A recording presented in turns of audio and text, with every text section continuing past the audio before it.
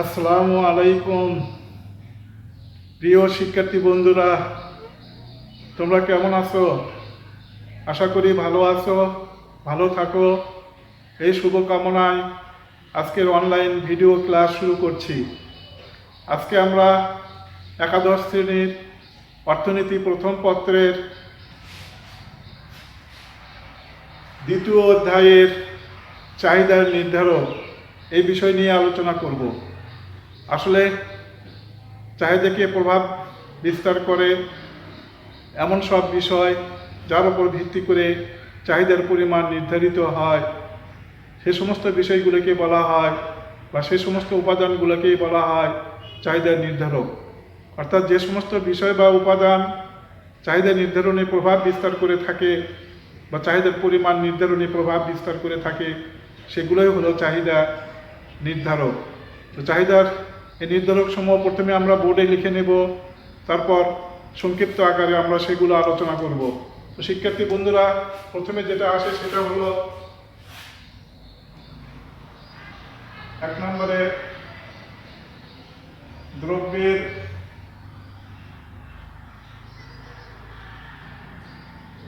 নিজস্ব দাম।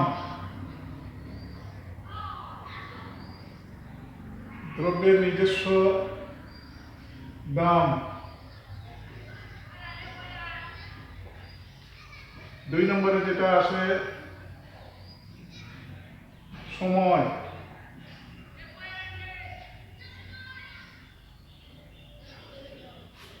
3 নম্বরে যেটা আসে সেটা আয়। 4 নম্বরে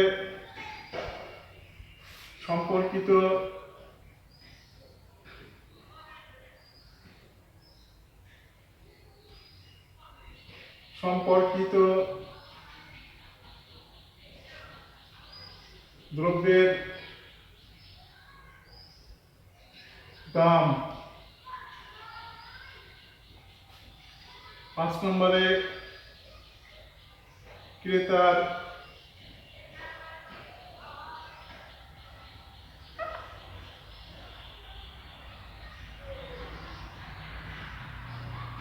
সংখ্যা।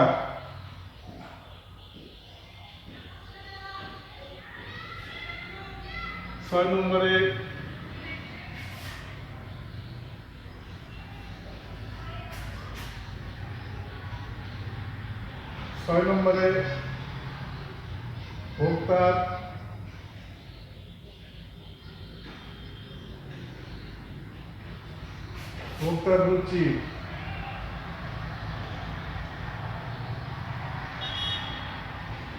ভোক্তার রুচি। 7 নম্বরে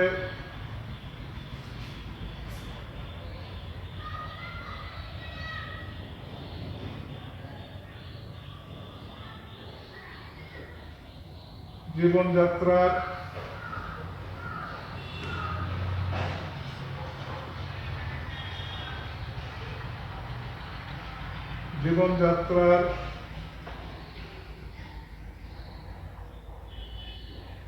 মান। 8 নম্বরে জনসংখ্যার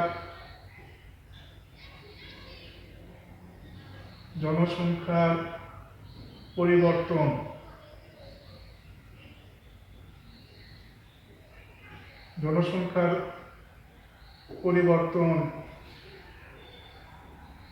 9 নম্বরে ঋণের সুযোগ।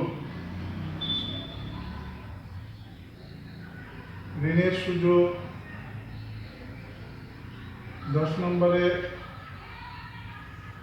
ভোক্তার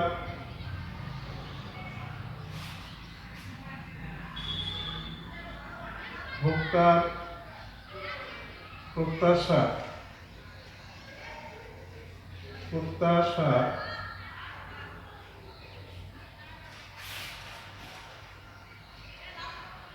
11 নম্বরে বিজ্ঞাপন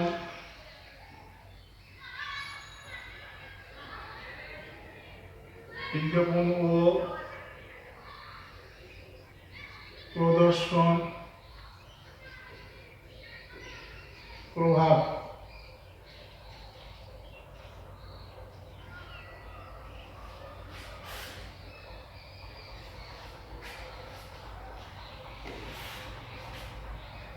এগারো নম্বরে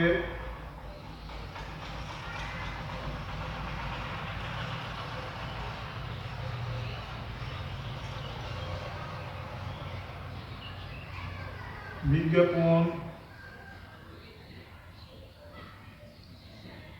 ও প্রদর্শন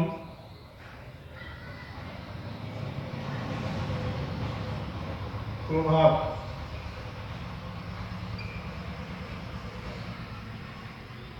বিজ্ঞাপন ও প্রদর্শন প্রভাব। তো শিক্ষার্থী বন্ধুরা, আমরা চাহিদার নির্ধারক সমূহ বোর্ডে উঠে নিয়েছি। এবার এই বিষয়টি আমরা সংক্ষেপে আলোচনা করব। প্রথমে যেটা হয় সেটা হলো দ্রব্যের নিজস্ব দাম। আমরা জানি অন্যান্য অবস্থা অপরিবর্তিত অবস্থায় দ্রব্যের দাম বাড়লে চাহিদা কমে, দ্রব্যের দাম কমলে চাহিদা বাড়ে। অর্থাৎ চাহিদা বিধি বা চাহিদা বিধির কার্যকারিতায় চাহিদার প্রধান নির্ধারক। অর্থাৎ চাহিদা বিধি হলো চাহিদার প্রধান নির্ধারক। অর্থাৎ দ্রব্যের যে নিজস্ব দাম, এই দামের উপর ভিত্তি করেই দ্রব্যের চাহিদার পরিমাণ নির্ধারিত হয়। বিষয়টি আমরা একটি চিত্রের সাহায্যে দেখাতে পারি। এখানে যদি সংক্ষেপে দেখায়,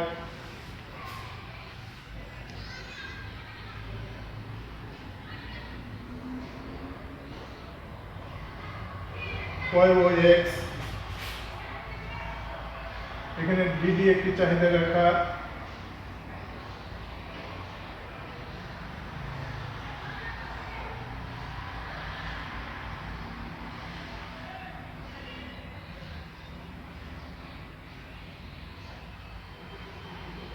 P1, Q1, Q2, P2। এখানে দ্রব্যের যে নিজস্ব দাম, এই যে দাম যখন OP তখন চাহিদার পরিমাণ OP1, দাম বৃদ্ধি পেয়ে OP2 হওয়াতে চাহিদার পরিমাণ হ্রাস পেয়ে OP2 হয়েছে। অর্থাৎ দামের উপর, কোনো দ্রব্যের নিজস্ব দামের উপর তার চাহিদার পরিমাণ নির্ভরশীল। এরপরে সময়। শীতকালে কোনো দ্রব্যের যে দ্রব্যের চাহিদা থাকে, গ্রীষ্মকালে সেই দ্রব্যের চাহিদা থাকে না। অর্থাৎ একটি বিশেষ সময় বিবেচনায় বিশেষ দ্রব্যের চাহিদা নির্ভরশীল। যেমন শীতকালে মোটা কাপড়ের চাহিদা বেশি থাকে, কিন্তু গ্রীষ্মকালে মোটা কাপড়ের চাহিদা তেমন থাকে না। তার মানে চাহিদা আবার সময়ের উপরও নির্ভরশীল। অর্থাৎ বিশেষ সময়ে বিশেষ দ্রব্যের চাহিদা নির্ভর করে। এরপরে আয়। ভোক্তার আয়ের উপরও চাহিদা বহুল অংশে নির্ভরশীল। ভোক্তার আয় ভোক্তার ক্রয় ক্ষমতা বৃদ্ধি করে। অর্থাৎ ভোক্তার আয় যদি বৃদ্ধি পায় তাহলে তার চাহিদার পরিমাণ বৃদ্ধি পায়। অপরপক্ষে ভোক্তার আয় যদি হ্রাস পায় তাহলে তার ক্রয় ক্ষমতা হ্রাস পায় এবং চাহিদার পরিমাণও হ্রাস পায়। অর্থাৎ ভোক্তার আয় বৃদ্ধি বা হ্রাসের উপর চাহিদার বৃদ্ধি বা হ্রাস নির্ভর করে। অর্থাৎ আয়ও কিন্তু চাহিদাকে প্রভাব বিস্তারকারী একটি উপাদান। তো শিক্ষার্থী বন্ধুরা, এরপরে আমরা দেখব সম্পর্কিত দ্রব্যের দাম। সম্পর্কিত দ্রব্যের দাম দ্রব্যের চাহিদাকে প্রভাবিত করে। অর্থাৎ সম্পর্কিত দ্রব্য বলতে পরিবর্তক এবং পরিপূরক দ্রব্যকে বোঝায়। তো পরিবর্তক দ্রব্যের ক্ষেত্রে বাজারে যদি পরিবর্তক বা বিকল্প দ্রব্য বিদ্যমান থাকে তাহলে একটি দ্রব্যের দাম বাড়লে অপরটির চাহিদা বৃদ্ধি পায়। যেমন উদাহরণ হিসেবে আমরা ধরে নিতে পারি চা এবং কফি। কফির দাম স্থির থেকে যদি চার দাম বৃদ্ধি পায় তাহলে কফির চাহিদা বৃদ্ধি পাবে। সেক্ষেত্রে চাহিদা রেখা মূল বিন্দু থেকে ডান দিকে ঊর্ধ্বগামী হবে। যেমন আমরা একটি রেখাচিত্রে সেটা দেখাতে পারি।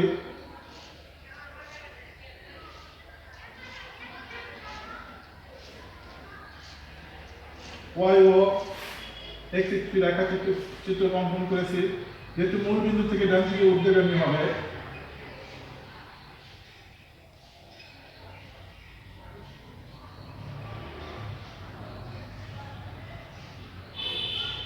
এটা ডি দিয়ে একটি চাহিদা রেখা,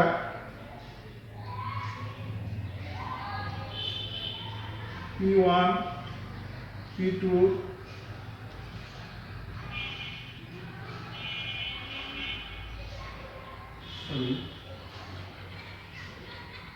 Q1 Q2 এটা কপির দাম,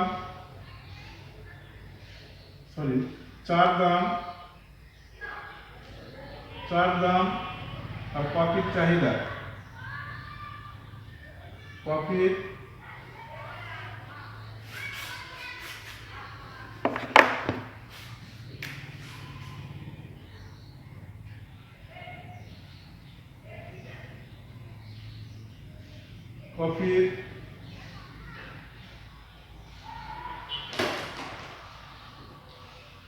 চাহিদা। এখানে পরিবর্তক দ্রব্য চা এবং কফি, চার দাম যখন OP1 তখন কফির চাহিদা OQ1, চার দাম কফির দাম স্থির থেকে চার দাম বৃদ্ধি পেয়ে OP1 থেকে OP2 হাতে কফির চাহিদা বৃদ্ধি পেয়ে OQ1 থেকে OQ2 হয়েছে। অর্থাৎ পরিবর্তক দ্রব্যের দাম যদি বৃদ্ধি পায় তাহলে তার বিকল্প যে দ্রব্য সেই দ্রব্যের চাহিদা বৃদ্ধি পায়। অর্থাৎ পরিবর্তক দ্রব্যের দাম বৃদ্ধি পেলে বিকল্প দ্রব্যের চাহিদা বৃদ্ধি পায়, যেটা এখানে আমরা চা এবং কফির ক্ষেত্রে দেখতে পাচ্ছি। চার দাম Q1 থেকে বৃদ্ধি পেয়ে P2 হাতে কফির চাহিদা Q1 থেকে Q2 হয়েছে। আর এই ক্ষেত্রে চাহিদা রেখা বাম থেকে ডান দিকে ঊর্ধ্বগামী হবে, অর্থাৎ ডিডি এরকম হবে,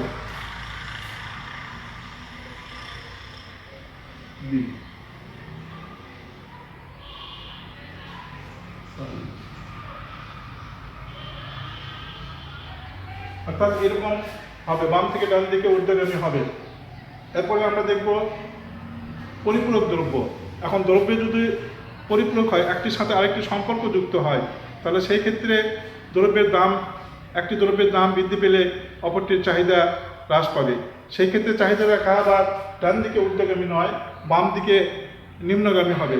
যেমন পেট্রোলের দাম কমলে মোটর গাড়ির চাহিদা বৃদ্ধি পাবে, অথবা মোটর গাড়ির চাহিদা বৃদ্ধি পাবে। এক্ষেত্রে চাহিদা রেখাটি বাম থেকে ডান দিকে নিম্নগামী হবে।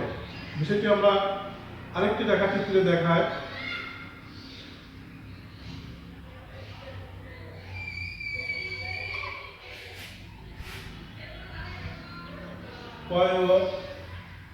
X এখানে ডি চাহিদা রেখা,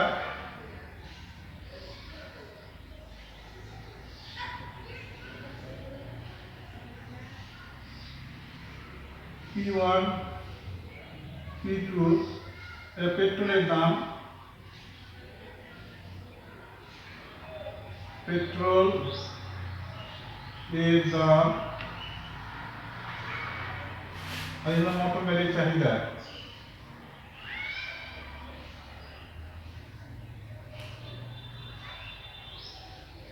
মোটর সাইকেলের চাহিদা।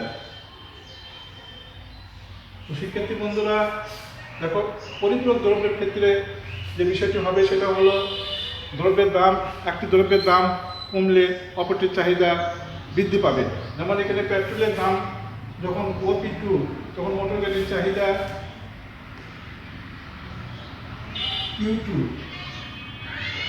Q1, আর যখন পেট্রোলের দাম কমে OP1 হলো তখন মোটর গাড়ির চাহিদা বৃদ্ধি পেয়ে OQ2 থেকে OQ1 হয়েছে। অর্থাৎ এখানে দেখা যাচ্ছে পরিপূরক দ্রব্যের ক্ষেত্রে একটি দ্রব্যের দাম কমলে অপরটির চাহিদা বৃদ্ধি পায়। তাহলে পরিপূরক দ্রব্যের ক্ষেত্র চাহিদা বৃদ্ধি প্রভাবিত হয়ে থাকে, অর্থাৎ সম্পর্কিত দ্রব্যের দামের উপরও চাহিদা পরিমাণ নির্ভর করে। তো শিক্ষার্থী বন্ধুরা, এবার আমরা দেখব ক্রেতার সংখ্যা। বাজারে যদি দ্রব্যের চাহিদা তার ক্রেতার উপরও অনেকাংশে নির্ভরশীল। বাজারে যদি অধিক সংখ্যক ক্রেতা থাকে তাহলে অধিক সংখ্যক ক্রেতা অধিক পরিমাণ দ্রব্য ক্রয় করবে, বিধায় দ্রব্যের চাহিদা বেশি হবে। আর বাজারে যদি ক্রেতার সংখ্যা কম থাকে তাহলে তারা অল্প সংখ্যক দ্রব্য ক্রয় করবে এবং দ্রব্যের চাহিদা কম হবে। তাহলে ক্রেতার সংখ্যা কম বেশির উপরে বাজারে দ্রব্যের চাহিদা নির্ভর করে দ্রব্যের চাহিদা বেশি হবে না কম হবে। অর্থাৎ ক্রেতা যদি বেশি থাকে তাহলে দ্রব্যের চাহিদা বেশি হবে, ক্রেতা কম থাকলে দ্রব্যের চাহিদা কম সৃষ্টি হবে। এরপরে আমরা দেখব ভোক্তার রুচি। ভোক্তার অভ্যাস, রুচি ইত্যাদি পরিবর্তনও চাহিদাকে প্রভাবিত করতে পারে। ভোক্তার রুচি, অভ্যাস এগুলো যদি অনুকূলে পরিবর্তন হয় তাহলে চাহিদার ব্যাপক পরিমাণ বৃদ্ধি পেতে পারে। আর বিপরীত অপেক্ষায় বা বিপরীতে ভোক্তার চাহিদা, অভ্যাস, রুচি, ভোক্তার অভ্যাস এবং রুচি যদি প্রতিকূলে পরিবর্তন হয় তাহলে ব্যাপক হারে ভোক্তার দ্রব্যের চাহিদা হ্রাস পেতে পারে। অর্থাৎ ভোক্তার অভ্যাস, রুচির ওপরও চাহিদা নির্ভর করে। এরপরে জীবনযাত্রার মান। জনগণের জীবনযাত্রার মানের উপরও ভোক্তার দ্রব্যের চাহিদা নির্ভর করে। জীবনযাত্রার মান যদি উন্নত হয় তাহলে জনগণের ক্রয় ক্ষমতা বৃদ্ধি পায়, অর্থাৎ ক্রয় ক্ষমতা বেশি থাকে তখন সে অধিক পরিমাণ দ্রব্য ক্রয় করতে সক্ষম হয়। কিন্তু বিপরীত অবস্থায় জীবনযাত্রার মান যদি অনুন্নত হয়, নিম্ন হয়, তাহলে তার ক্রয় ক্ষমতা কম থাকে এবং দ্রব্যের চাহিদাও কিন্তু তখন কম হয়। অর্থাৎ জীবনযাত্রার মানের উপরও বা জীবনযাত্রার মানের ক্রয় ক্ষমতার উপরও দ্রব্যের চাহিদার পরিমাণ নির্ভর করে। জীবনযাত্রার মান তথা ক্রয় ক্ষমতা যদি বেশি থাকে তাহলে দ্রব্যের চাহিদা বেশি হয়, আর জীবনযাত্রার মান যদি নিম্ন হয় অর্থাৎ ক্রয় ক্ষমতা যদি কম থাকে তাহলে জীবনযাত্রার মান তথা ক্রয় ক্ষমতা কম হওয়ার কারণে দ্রব্যের চাহিদাও তার কাছে কম হয়ে থাকে। এরপরে জনসংখ্যার পরিবর্তন। জনসংখ্যা যদি দ্রুত পরিবর্তন হতে থাকে তাহলে ভবিষ্যতে দ্রব্যের চাহিদা বৃদ্ধি পাবে। অপরপক্ষে জনসংখ্যা যদি নিয়ন্ত্রণে রাখা যায় তাহলে ভবিষ্যতে দ্রব্যের চাহিদা খুব বেশি বৃদ্ধি পাবে না। অর্থাৎ জনসংখ্যা পরিবর্তনের উপরেও দ্রব্যের চাহিদা বহুলাংশে নির্ভরশীল। ঋণের সুযোগ সুবিধা। ঋণের যদি সুযোগ থাকে তাহলে জনগণের হাতে নগদ অর্থ চলে আসে এবং জনগণ ঋণ গ্রহণের মাধ্যমে নগদ অর্থের মালিক হয়ে যায় এবং তার ক্রয় ক্ষমতা বৃদ্ধি পায়। তখন বাজারে দ্রব্যের চাহিদা বৃদ্ধি পায়। অর্থাৎ ঋণের সুযোগ সুবিধার ফলে জনগণ ঋণ গ্রহণের মাধ্যমে ক্রয় ক্ষমতার সুযোগ পায়, ফলে বাজারে দ্রব্যের চাহিদা বৃদ্ধি পায়। অপরপক্ষে ঋণের সুযোগ যদি সংকুচিত হয় তাহলে বাজারে নগদ অর্থের প্রচলন কম হয়, ভোক্তার ক্রয় ক্ষমতা হ্রাস পায় এবং দ্রব্যের চাহিদাও তখন নিয়ন্ত্রণ বা হ্রাস হয়ে থাকে বা কম হয়ে থাকে। তো শিক্ষার্থী বন্ধুরা, এবার আমরা দেখব ভোক্তার প্রত্যাশা। ভোক্তার প্রত্যাশা ও ঋণের ক্ষেত্রে চাহিদার ক্ষেত্রে প্রভাব বিস্তার করে। ভোক্তা যদি প্রত্যাশা করে যে ভবিষ্যতে দ্রব্যের দাম আরও বাড়বে, তাহলে বর্তমানে দাম বৃদ্ধি পাওয়া সত্ত্বেও দ্রব্যের চাহিদা কমবে না, বরং বৃদ্ধি পাবে। আবার এরকম যদি মনে করে ভবিষ্যতে দ্রব্যের দাম আরও কমবে, তাহলে এই মুহূর্তে বা বর্তমানে দাম কমা সত্ত্বেও দ্রব্যের চাহিদা বাড়বে না, কারণ যেহেতু ভোক্তা প্রত্যাশা করছে ভবিষ্যতে দ্রব্যের দাম আরও কমতে পারে। আবার এরকম যদি হয় ভোক্তা প্রত্যাশা করে যে ভবিষ্যতে দ্রব্যটি পাওয়া যাবে না, অর্থাৎ ভবিষ্যতে যদি না পাওয়া যায় এই আশঙ্কায় সে কী করবে, বর্তমানে দাম বৃদ্ধি সত্ত্বেও অধিক পরিমাণ ক্রয় করবে। অর্থাৎ ভোক্তার প্রত্যাশার উপরেও কিন্তু দ্রব্যের চাহিদার পরিমাণ নির্ভর করে। সর্বোপরি বিজ্ঞাপন ও প্রদর্শন প্রভাব। কথায় আছে প্রচারে প্রসার। বিজ্ঞাপনের মাধ্যমে প্রসার সম্পর্কে অধ্যাপক মার্শাল বলেন, বিজ্ঞাপনের মাধ্যমে বিড়ালকে সিংহরূপে উপস্থাপিত করা সম্ভব। আবার প্রদর্শনের ক্ষেত্রে জেমস ডুসেনবার্গ বলেন, যা তোমার জানা নাই তা তোমাকে আঘাত করবে না, যা তোমার জানা আছে তা তোমাকে আঘাত করবে। অর্থাৎ প্রদর্শনের মাধ্যমে কোনো দ্রব্য যদি আমার মনে লেগে যায়, সেটা আমি আজ হোক কাল হোক অবশ্যই ক্রয় করব। এই জন্য প্রফেসর ডুসেনবার্গ বলেন যে যা তোমার জানা নাই তা তোমাকে আঘাত করবে না, যা তোমার জানা আছে তা তোমাকে অবশ্যই আঘাত করবে। তাই বিজ্ঞাপন এবং প্রদর্শন প্রভাবের ফলেও চাহিদা বৃদ্ধি পেতে পারে এবং বিজ্ঞাপন প্রদর্শন প্রভাবের স্বল্পতার কারণেও চাহিদা হ্রাস পেতে পারে। অর্থাৎ বিজ্ঞাপন প্রদর্শন প্রভাবের মাধ্যমে চাহিদা বহুল অংশে নির্ভর করে।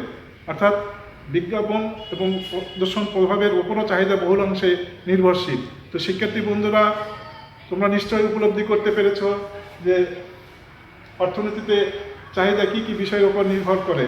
অর্থনীতির চাহিদা মূলত তার নিজস্ব দামের উপর নির্ভর করে, এছাড়া অন্যান্য যে বিষয়গুলোর উপর নির্ভর করে সেই বিষয়গুলো আমরা এখানে সংক্ষেপে আলোচনা করলাম, যেমন দ্রব্যের নিজস্ব দাম, সময়, আর সম্পর্কিত দ্রব্যের দাম, ক্রেতার সংখ্যা, ভোক্তার রুচি, জীবনযাত্রার মান, জনসংখ্যার পরিবর্তন, ঋণের সুযোগ, ভোক্তার প্রত্যাশা এবং বিজ্ঞাপন ও প্রদর্শন প্রভাব।